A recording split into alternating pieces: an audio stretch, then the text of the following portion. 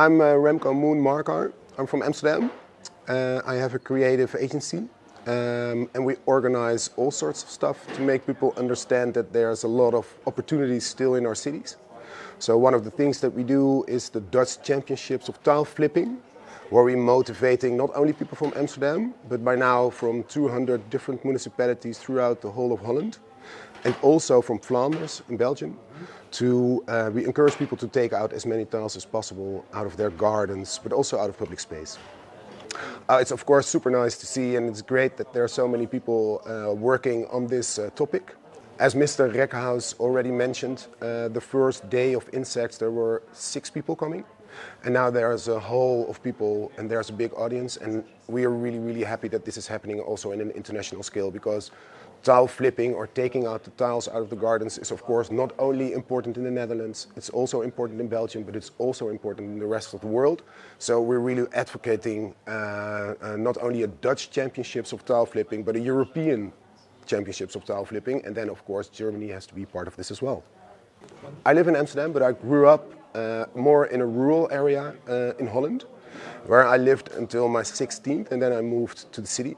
And in the first 16 years of my life, I discovered nature, actually. And also, when you discover nature, you do understand the importance of the insects, because, of course, they're super related. Living in a city, now, I'm almost 50 years old, so I've been living for about 35 years in a city. I'm really concerned about the amount of green that we have in our cities. If you look at the city of Amsterdam, I live in the middle of the Pijp, which is a very dense area in the middle of our city. I've got 2 sons, one is 3-year-old, one is 5-year-old, and I like them. I love living in the city, but I also love to give them nature. And I really don't understand why there's this big division between what we call nature and what we call the city. As far as I'm concerned, we need a sort of a revolution to combine those things, as they always have been. I mean, we always lived in nature, right? So somewhere down the line, someone thought, we have stones and we have nature. We have cities and we have nature.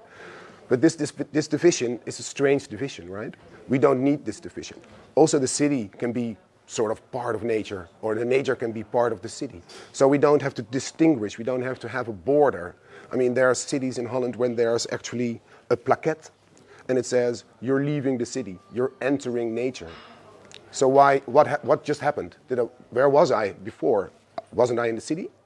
Wasn't I in nature? Why is there this division between what we call city and nature? And of course we need insects to help us also to create this nature in our cities. When it comes to depaving or greening the city, I've been working on this topic for the last 10 years. 10 years ago we started with a festival in the city of Amsterdam. The festival is called Roof. It's R-O-E-F, so it's pronounced English, but it's Dutch written, R-O-E-F. So when people look for it, it's roofamsterdam.nl. And the city actually promotes rooftop use. So in Amsterdam alone, we've got 25 Vondelparks. Vondelpark is the biggest park in Amsterdam. 25 Vondelparks of flat roofs in our city alone. And only a few % of that rooftops is in use. So there's like 90% of those 25 Vondelparks that does not have a destination. While we have a lack of space for almost everything, for us people, but also for insects, also for green, also for initiatives, for everything. Well, we have a lot of space, but the space is on top of our rooftops. So we started out working on rooftops and trying to motivate people by coming up, by organizing events, to see all that space that we actually have, all the potential that we have within our city. And by doing so, we started working with our municipality, and we started working with different municipalities, also the municipality in Rotterdam. And then we thought, okay, maybe we can help those cities, not only on rooftops, but also in gardens of people, because there are so many people that have a garden in Holland. But I don't know the percentage, but a lot of those gardens are tiled. There's a lot of pavement also in their own private space. So why not encourage people to take out those tiles? Because this was the beginning of COVID. People were sitting at home. They were sitting in their garden. The weather was nice. People were actually already going to garden centers, buying flowers and stuff. So let's get those people, let's get them together, let's see if we can find a way, even in COVID times where we can't host events, we cannot do a festival, we can't do many stuff, but let's try to motivate them to go into their gardens and take out those tiles. And this was 2020. So we started out with 2 cities, Amsterdam and Rotterdam. And in the first year, 2020, the people in Amsterdam and the people in Rotterdam already took out 100,000 tiles in those 2 cities alone. So we thought, okay, this is something, this competition, it works, because Rotterdammers or Amsterdammers, they always want to win. So we had a spray painted golden tile for the winning city. And the cities actually really wanted to win the golden tile, also to our surprise. But everybody wants to win something, right? And there was not much to win because there was no soccer, there were no games, people were sitting at home, it was COVID. And then it started growing. So we started with 2 cities. Now we have 200 municipalities in Holland and also 100 or so in Flanders in Belgium that are competing against each other. Who will be the greenest city, municipality at the end of the summer? And competition really works. I'm trying to focus on a positive outcome. So it's a difficult question, because the question was what's going to happen without initiatives like Interrespect.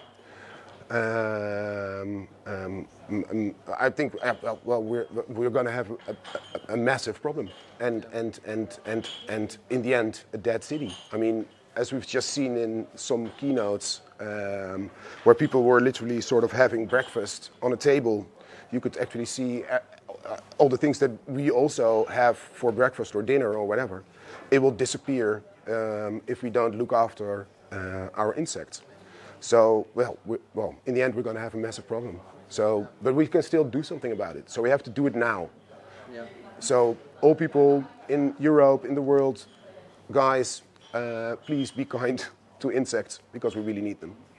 First I thought, okay, Mr. Rekhaus. I looked it up and I thought, okay, this guy is actually making poison to kill insects. So of course I was a little bit confused. Is this greenwashing? What's going on here? But then of course I looked into the subject, and also just now Mr. Rekhaus gave a keynote. It wasn't German, but I was able to understand I think about 80% of it. And it's actually great what is happening. I do really understand. I mean, also within people's own vicinity, sometimes people don't want moths or mosquitoes in their house. I mean, that's logical, right? I mean, we can't it's impossible to convince people not to kill a mosquito, or maybe even get rid of spiders or whatever, because they're scared for it. But the approach Mr. Rekhaus has in how to compensate that loss, that's of course a brilliant idea. And if that really happens, if the company is really compensating for all those insects that are actually lost, then it's brilliant, right? Because that's what we need. I mean, it's not about that one fly, but we need the population to grow. What inspires me to do the work I do? As said before, I grew up in nature. I live in a city now. I've got 2 kids, one is 3 years old, one is 5 years old, and I really want to take them into nature, but I also really want to live in the city. So I would love to have that combination between city life and nature, and I think that is possible.